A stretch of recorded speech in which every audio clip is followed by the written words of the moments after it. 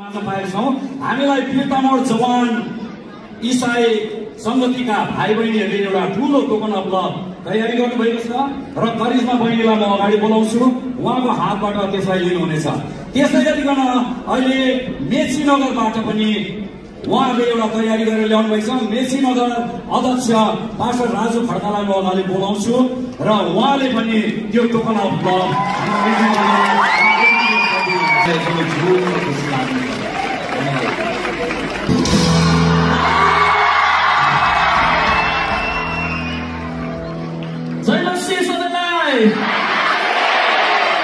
कस्तो हुनुहुन्छ धुलाबाडी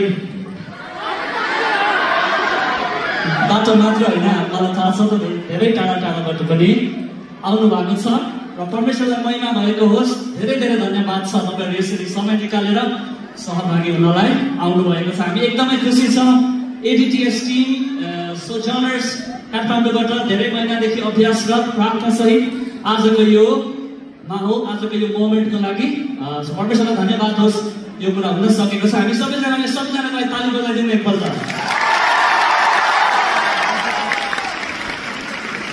हुन्छ, हामी गीतहरू क्रमैसँगले तपाईँको अगाडि राख्नेछौँ। अहिले भने म एक दुईवटा अध्यक्षहरू हाम्रो माझमा हुनुहुन्छ, तपाईँहरूको उपस्थितिको लागि हामी धन्यवाद दिन चाहन्छौँ। र विशेष यो हाम्रो सेकेन्ड एपिसोड हो सिजन 3 को र हामीले अहिलेसम्म सिजन 1, 2 सिकाइसकेका छौँ परमेश्वरको अनुग्रहमा र हामी परमेश्वरलाई धन्यवाद दिन्छौँ। सबैभन्दा पहिला हामी विशेष के भन्न चाहन्छौँ भन्दाखेरि हामी यहाँ जति पनि उभिएको छ हामी सङ्गीतकारहरू हौँ, हामी गीतकारहरू हौँ र प्रभुले हामीलाई दिनुभएको यो बोलावटलाई हामीले पालन गर्ने प्रयास गरिरहेका छौँ। तपाईँहरूको अगाडि सङ्गीत रचना गरेर, गीत रचना गरेर, वचनमा डुबेर रचना गरेर, पस्किएर अभ्यास गरेर तपाईँहरूको अगाडि हाम्रो वरदानहरूले हामी सेवा गर्नलाई उभिएका छौँ। अनि यो सबै सम्भव गर्नको लागि हाम्रो वरदानलाई सेवा गर्न यहाँ आयोजक समितिहरू खटिनु भएको छ र तपाईँहरू त्यसरी नै आफ्नो आफ्नो कलिङ, आफ्नो आफ्नो युनिक भोकेसनमा तपाईँहरू खटिनु भएको छ। तपाईँ जस्तो हामी गर्न सक्दैनौँ, हामी जस्तो तपाईँलाई चुनौतीपूर्ण हुन्छ र हामीलाई विशेष परमेश्वरले मण्डलीको विभिन्न अङ्ग बनाएर यसरी प्रयोग गरिराख्नु भएको छ। परमेश्वरलाई महिमा भएको होस्। यो सबै उहाँको प्रावधानको लागि तपाईँहरू आफ्नो भोकेसन, आफ्नो कलिङमा फेथफुल हुनुहोस्, अन्तसम्म प्रभावकारी हुनुहोस्। हामी हाम्रो कलिङ भोकेसनमा अन्तसम्म स्थिर हुन, विश्वासयोग्य हुने जमर्को हामीले लिएको छौँ। हाम्रो लागि सधैँ प्रार्थना गरिदिनु होला। र सबैभन्दा मुख्य कुरो परमेश्वर हाम्रो माझमा हुनुहुन्छ। आमेन। यो चाहिँ सबैभन्दा शक्तिशाली कुरा हो। यो भेलाको यस्तो कन्सर्टहरू, म्युजिकल नाइटहरू चारैतिर हुन्छ, एकदम कमन छ। तर त्यो माहौल र यहाँ के फरक छ भन्दा चाहिँ हाम्रो यहाँको एकजना मात्रै अडियन्स हुनुहुन्छ। 3 एक परमेश्वर पिता, पुत्र, पवित्र आत्मा हाम्रो माझमा हुनुहुन्छ। अनि प्रार्थना भनेको यो कार्यक्रममा सीमित नहोस्, तर यहाँदेखि यो हलदेखि बाहिर निस्केर जानुहुँदा आज धेरैको जीवनमा परमेश्वरको नयाँ छुवाई, तपाईँले नयाँ अनन्तताको सत्य पक्रेर नयाँ ज्योति पाएर तपाईँले आराधनालाई हलभित्रको कार्यक्रममा सीमित होइन तर जीवनशैलीमा बोकेर जानुहोस् भन्ने हामी चाहन्छौँ। धेरैजनाको जीवनमा नयाँ मोड आओस्, धेरैजनाको जीवनमा नयाँ ज्योति आओस्, नयाँ छुटकारा आओस्, तपाईँले नयाँ ऊर्जा प्राप्त गर्नुभएको होस् आफ्नो दौड सिकाउनको लागि। यो हाम्रो स्वार्थ हो, यो हाम्रो प्रार्थना हो। परमेश्वर हाम्रो माझमा हुनुहुन्छ, परमेश्वरले काम गर्नुहुन्छ। आमेन।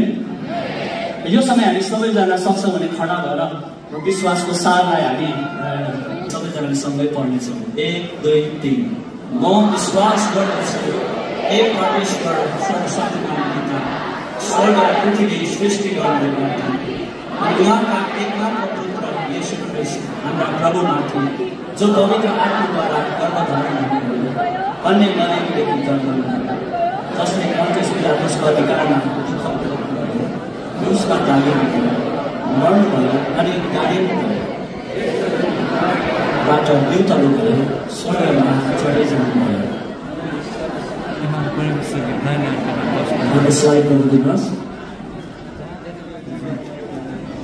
अनि सर्वशक्तिमान परमेश्वर पिताको दाहिने हातपट्टि बस्नु भएको छ, जहाँदेखि जिउँदा र मरेकाहरूको न्याय गर्नलाई आउनुहुनेछ।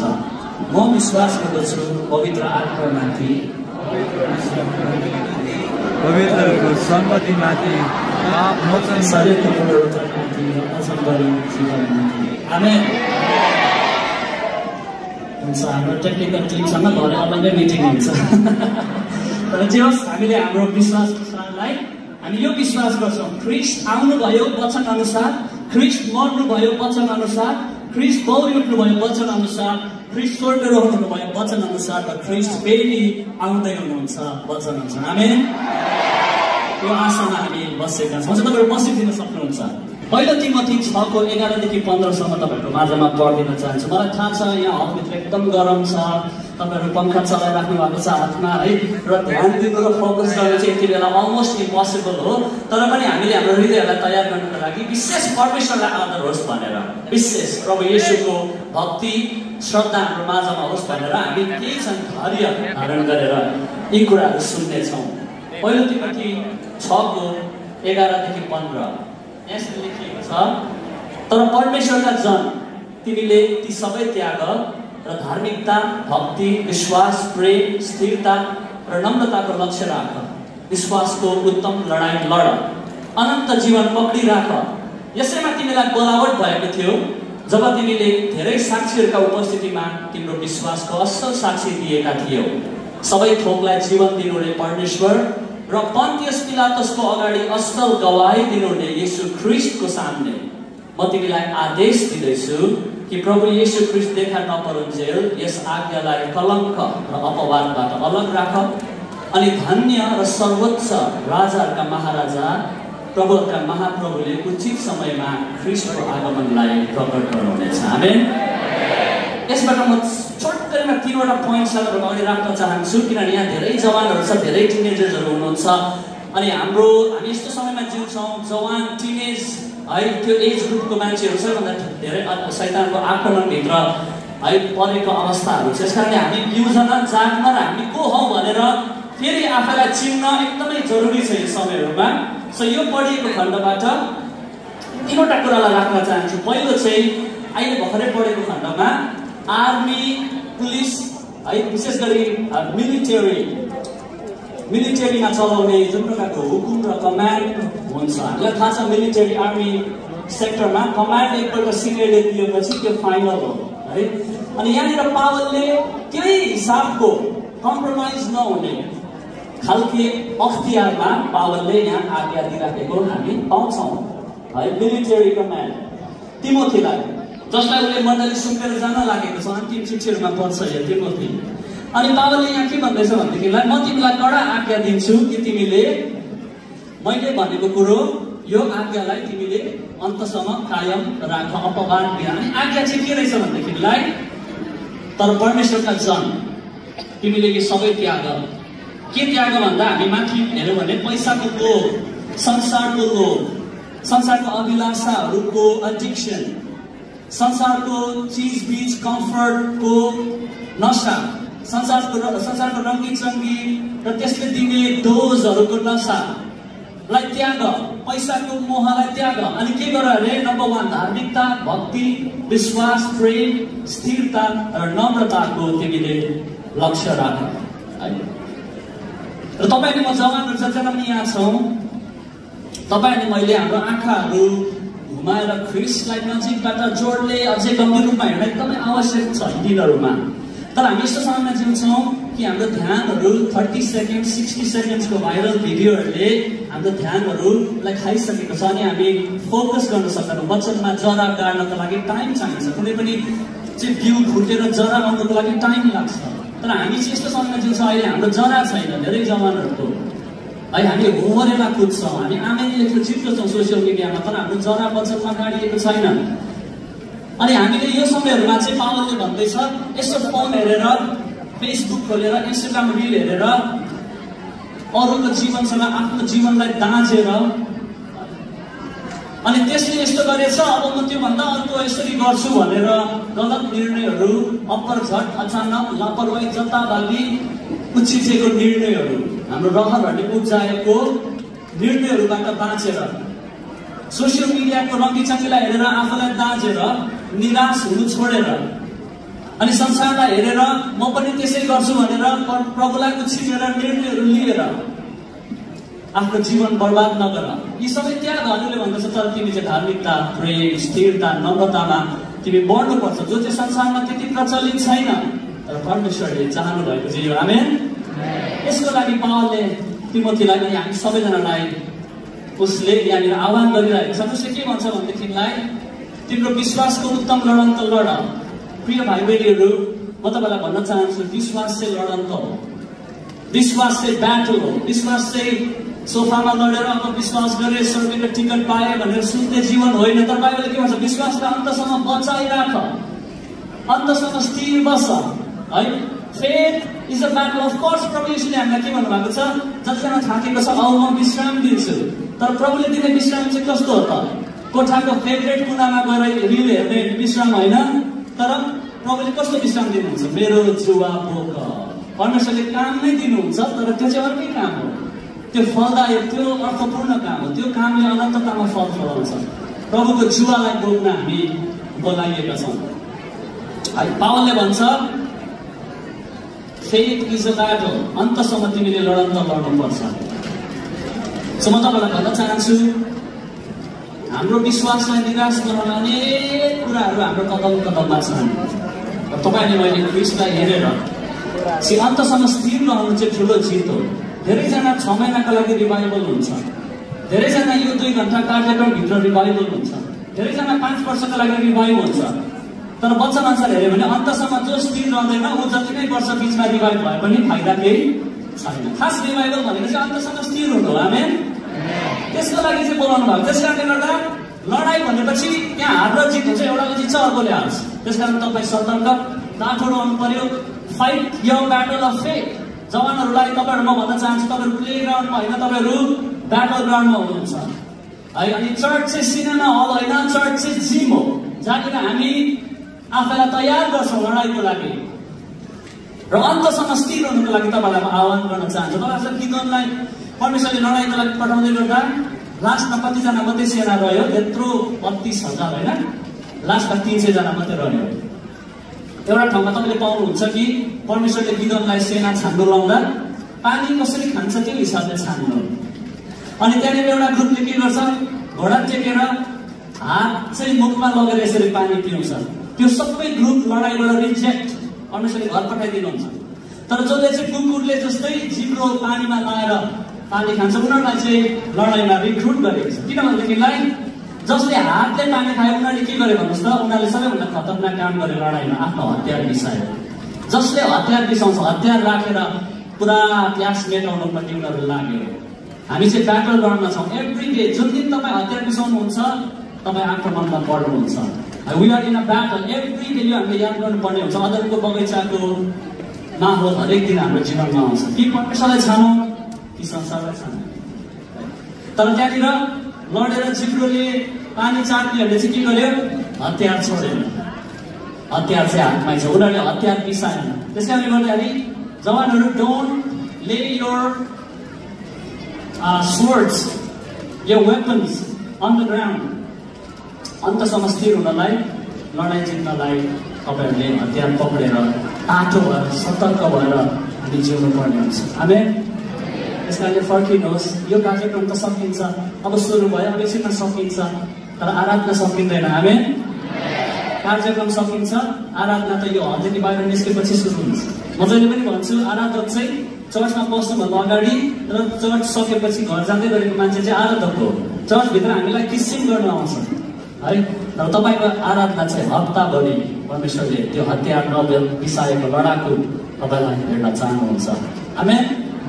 हुन्छ। त्यस समय हामी एउटा गीत गाउँदैछौँ।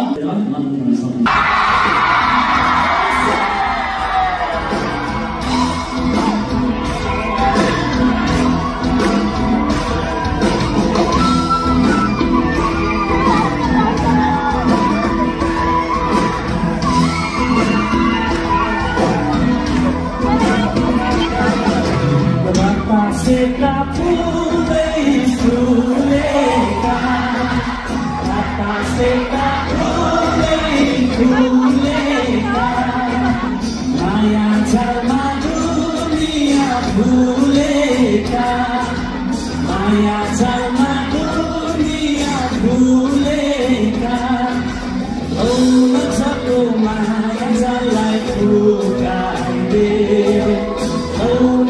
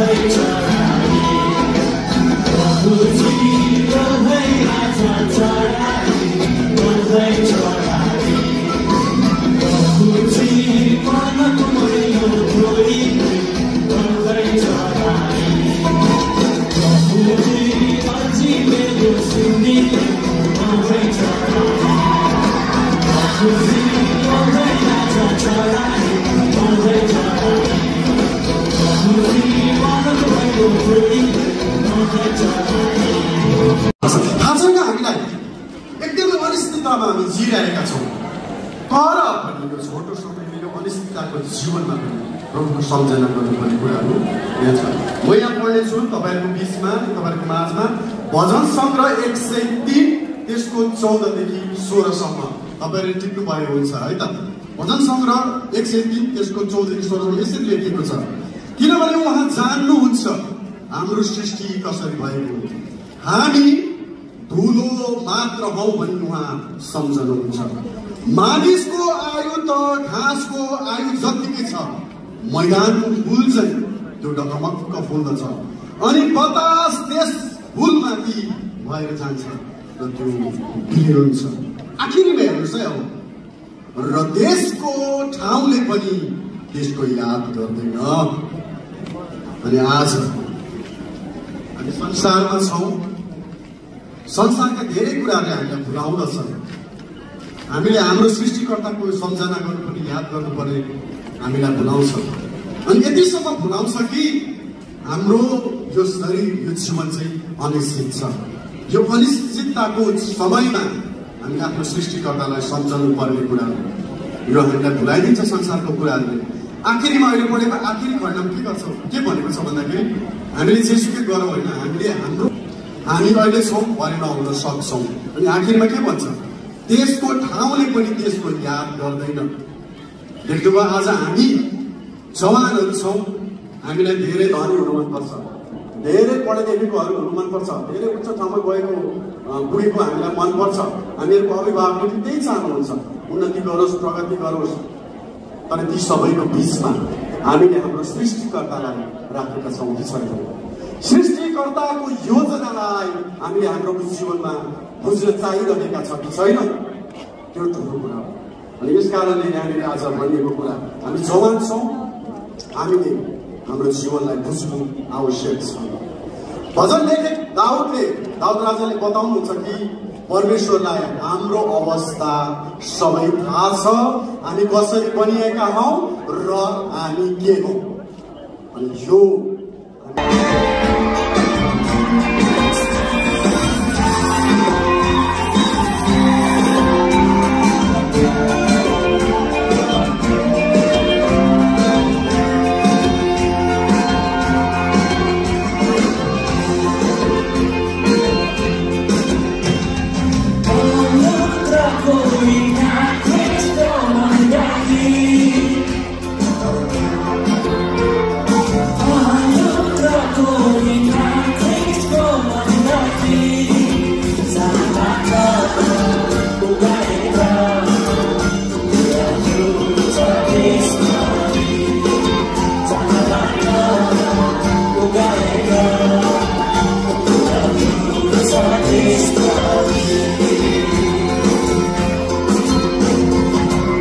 Let's start.